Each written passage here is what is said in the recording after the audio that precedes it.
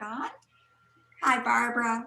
Barbara Bennett, who Hi, you all Barbara. recognize and love from our classes on Mondays, joined Alvin Independent School District as a speech and language pathologist in 1975. She served on many campuses during her 33-year career. She was a member of the district autism team and early childhood assessment team. Now, Barbara, I've read about a super special honor you've been awarded. Can you tell us more? I would love to tell you more because it is just, I am just thrilled and excited. On December the 8th of 2020, this past December, the elementary, when I first started in Alvin, there were only like maybe 6 elementary schools.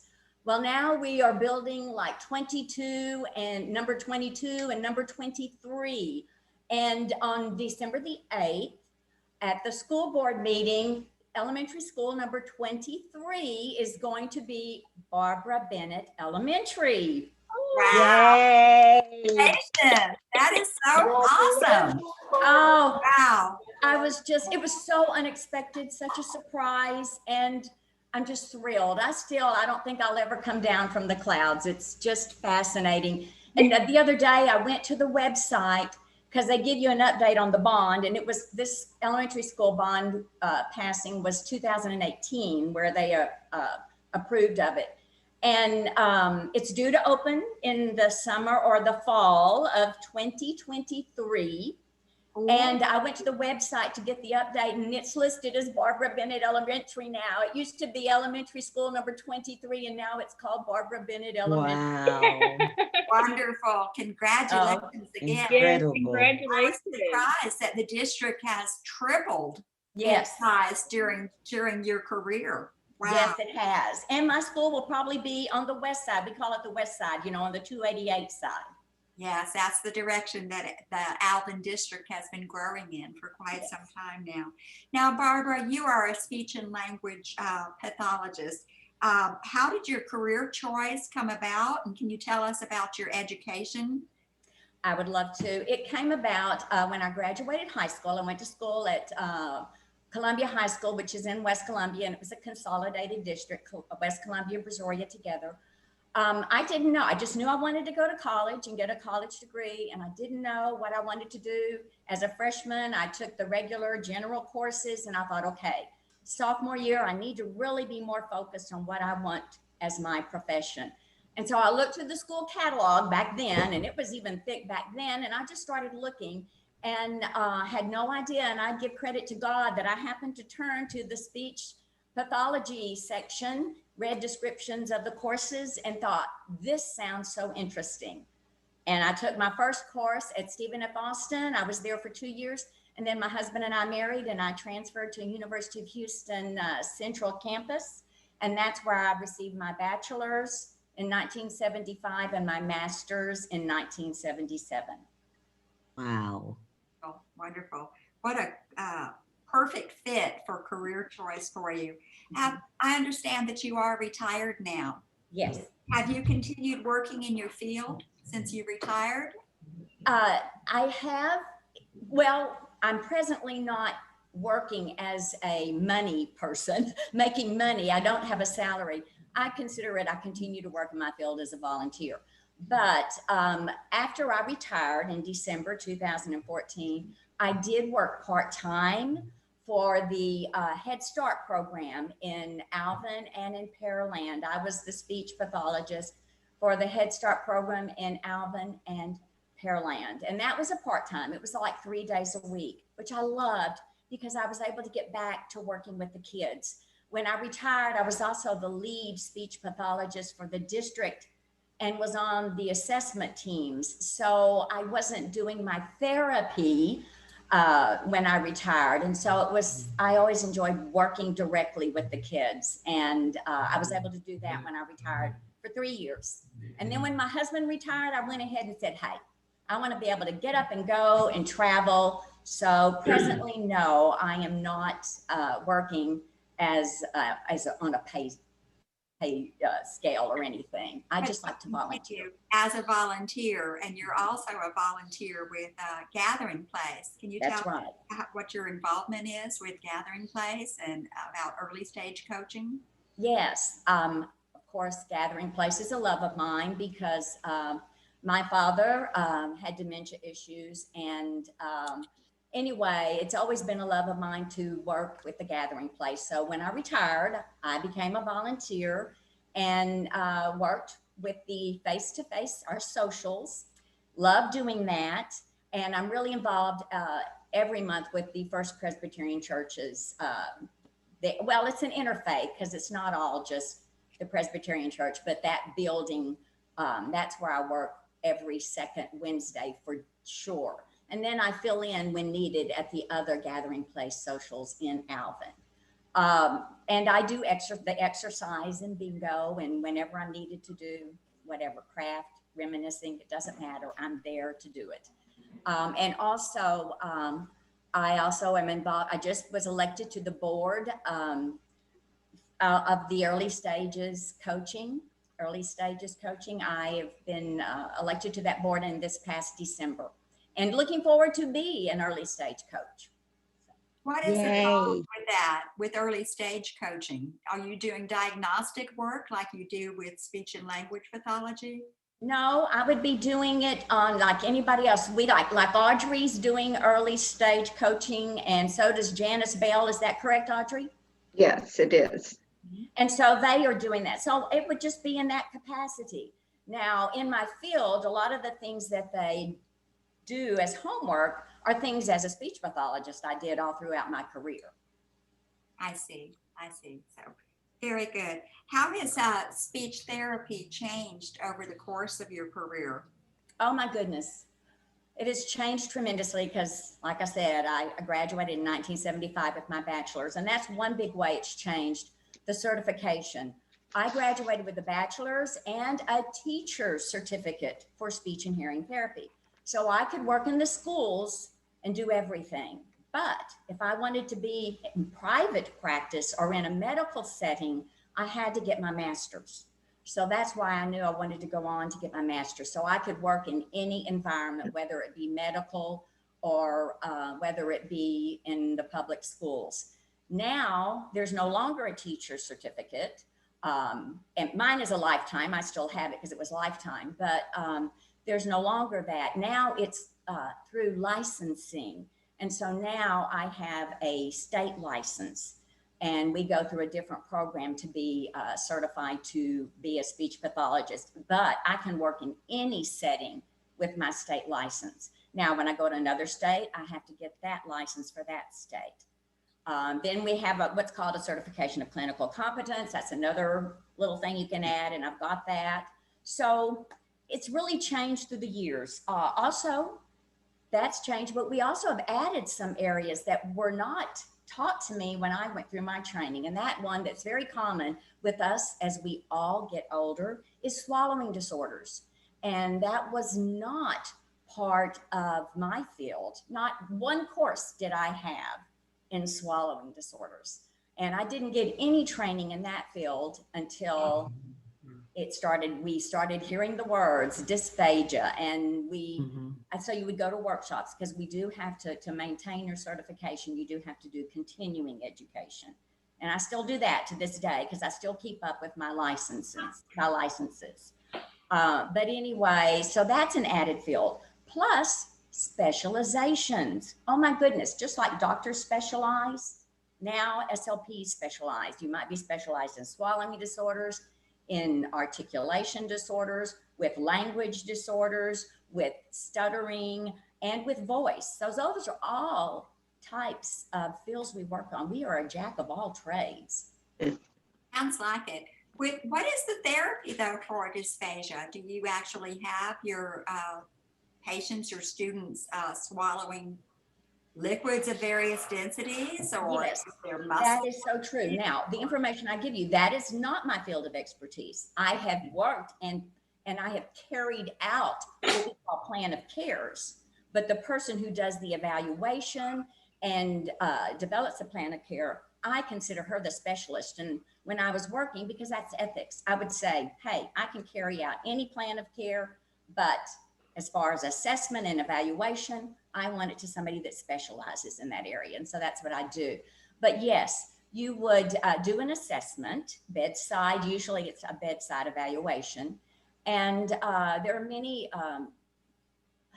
tips to use in terms of swallowing is in all areas. You have an oral phase, you have all the different phases, the pharyngeal phase, and it goes on down. And so I don't want to get too involved, but things like chewing your food up totally. And that takes time as we get older because our muscles are not as strong. And so you really need to keep your muscles. The exercises we do are also helpful, and we need to keep those muscles strong. So making sure you chew and chew and chew, because otherwise we're leaving pockets of food in our mouth, and swallowing twice as you get older. Don't just swallow once, swallow twice. And that's more time consuming. And then you could take a sip of water, and plus keeping your chin a little tucked, not with your head up, keeping your chin tucked when you are chewing and swallowing. So there's lots of different tips, but there's more involved therapies also. So, which I wouldn't have time to go into. So what do you see as the future for young professionals starting out in speech pathology? Well, one thing is, when I was talking about our certification, with the bachelor's now, what you can do, when I talked about being licensed, Yes. if you graduate with a bachelor's and want to go out and work in the field, then you would apply for a speech language pathology assistant license. And so you would be kind of like what I wanted to do when I was working with swallowing disorders. Even though I had a master's and technically could do those things, I felt like it wasn't my specialty and I shouldn't. So with a bachelor's, you can carry out a plan of care that a fully licensed master's degree speech pathologist gives to you. They really get to do the fun part. They get to work with the patients, and they don't have to do the assessments and write the reports and the evaluations. They get to do the fun part. And so that's the bachelor's. It's almost like a paraprofessional where you would have a speech pathology aide under you. Is that where the future is going? Like a nurse's aide or teacher's aide? Not right now in Texas. Every state could be different because you have a full degree. If you're a speech language pathology assistant, you have to have a bachelor's degree. So what you're discussing more is it might be a term clinician, and that's been put out there, but it hasn't happened in Texas. And they've talked about making it like a 2-year program where you could come out and do things. But that hasn't happened yet in Texas. I don't know if it is in other states, but that hasn't happened in Texas. Right now, you would have to have a bachelor's degree. I see. Thank you. In physical therapy, you can be a physical therapy assistant with a 2-year degree. Yes. Thank you for your tips on swallowing and chewing. That's things I'd never thought of, like trying to swallow twice. And I always heard chew your food, 20 times, be a slow chewer, all of that. But I didn't realize how helpful that can be in our later years. Other than working on swallowing, are there other things that we can do to help us keep our language skills alive? Of course. And you do it every time you come on CompU.Talk. Thank you, Brenda and CompU.Talk. Every time you are here on CompU.Talk, and I tell you, I love being with you guys. What are some things that we can do without using another family member or a caregiver to help us with our language skills? What's things that people can do on their own?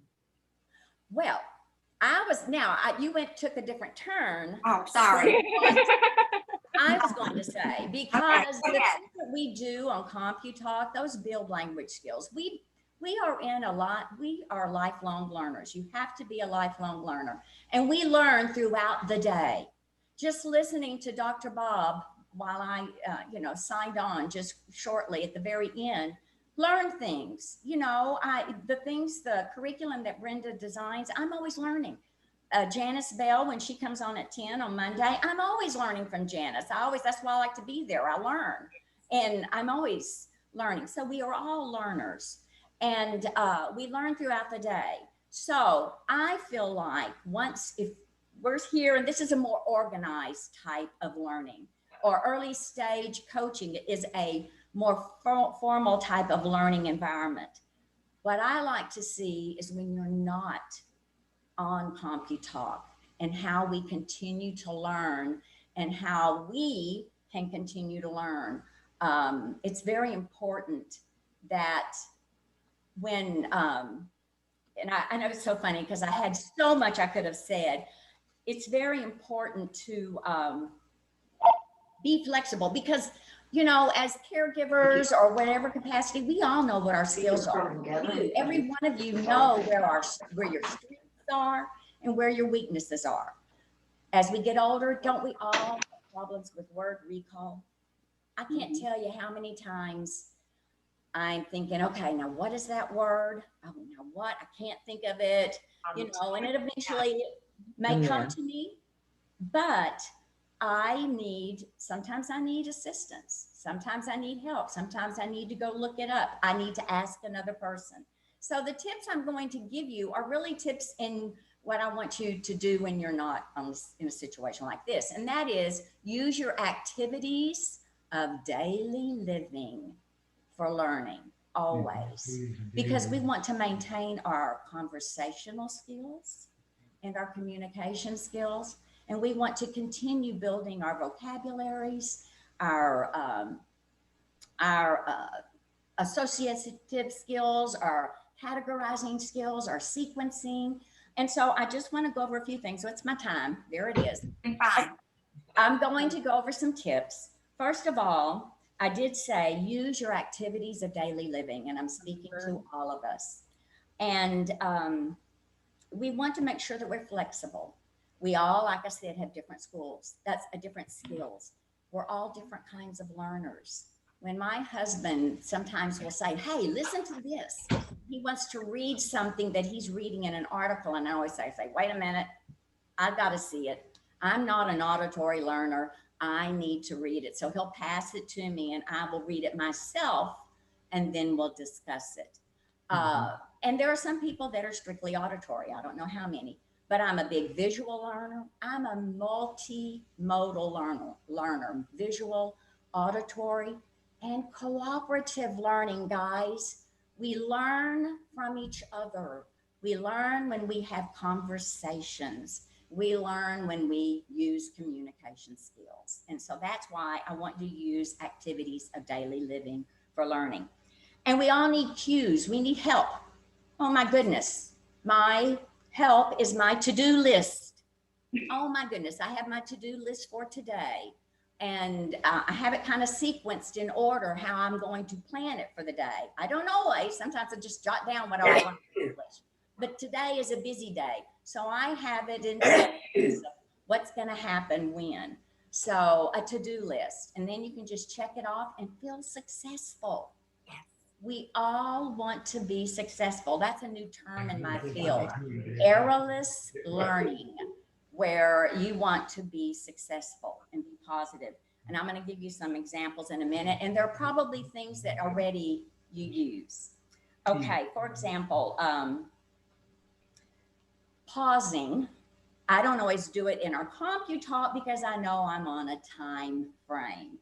But pausing when you ask a question, no matter who you're talking to. Our processing skills are all different for every one of us. We all process information at different speeds. And we have different skills. As I said, we have strengths and weaknesses. So whenever we ask a question or even make a statement that a response is expected, just give time. And you'd be surprised how long 10 seconds is. It doesn't sound like a lot of time, but it is. And you know what? There's nothing wrong with some silence for 10 seconds. And I was always taught in training that as speech pathologists, as you know from me, we love to talk. And so that pausing is very difficult for us, even, where you have to make yourself give time for those processing skills to happen. Then, if it doesn't, that's where you're going to use some scaffolding. And what I'm saying, using different levels of assistance. We all need cues and help.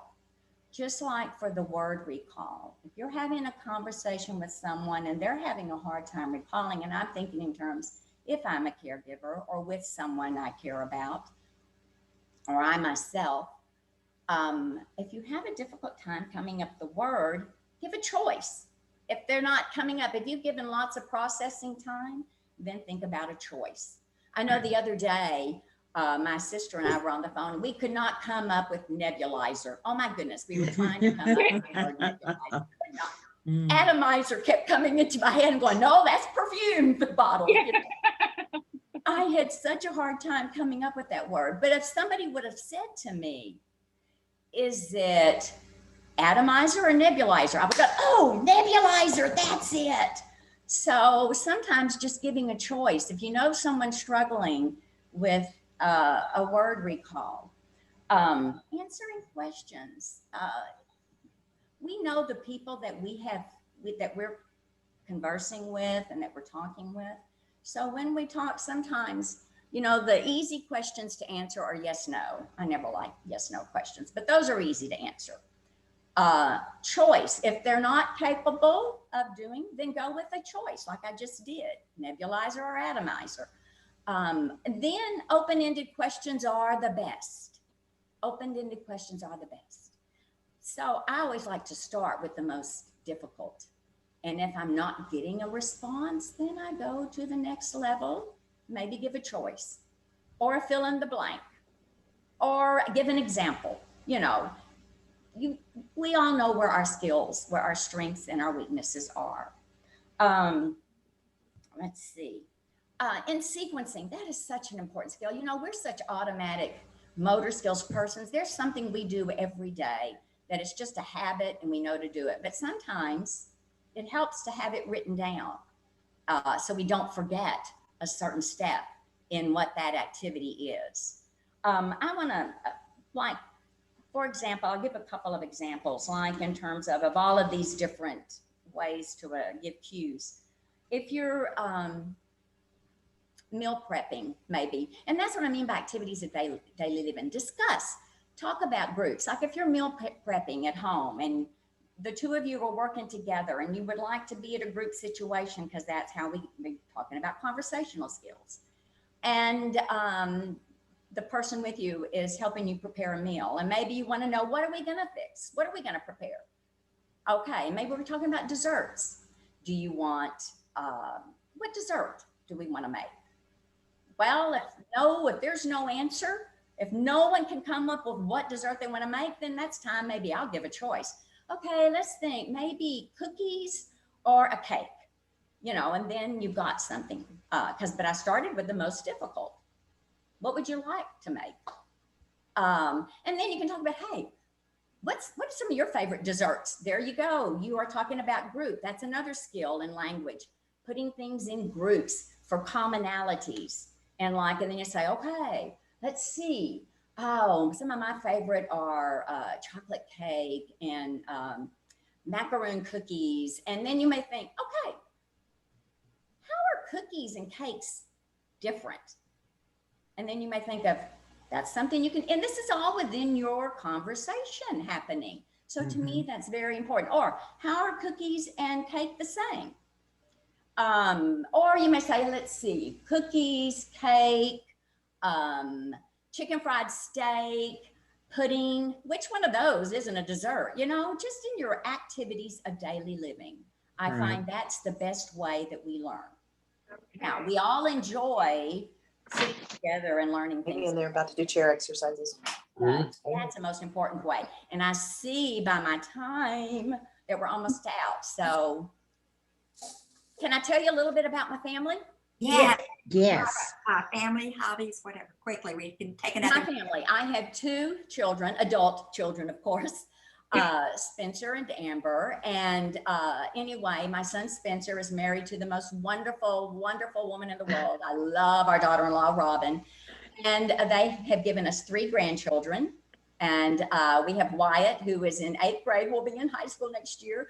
And then Oh. Deborah, who's a 4th grader, and Claire, who is a 1st grader. And then my daughter, Amber, who is not married and does not have children, but is in the education field. She taught in Alvin ISD, but now she works for a company called Engaged to Learn, and she teaches teachers. So Oh, wow. for school districts that contract with them, for it's a different learning style. It's best practices in learning. So those are my 2 kids, and my wonderful husband. I can't forget him, Tom. He is my spouse of how many years? We got married in 73, so it'll be 48 this year. Oh my gosh, Wow. hard to believe. It'll be 48 years in September. And I have to tell a wonderful story about Tom, because as I mentioned, we were married after I went to college for 2 years. We were engaged for a year, and I told him, hey, I want 2 years of college behind me because I'm scared I won't finish if I don't. And he did. And my dad said to my husband, Tom, when we were getting married, listen, we want Barbara to get her degree. We'll pay for it. Because of course we were poor. And my husband said, no, I will pay for it. And he did. Wow. And I think Wow. he did a good job. He worked so hard and wasn't making a lot of money. So I owe him my career. Fantastic.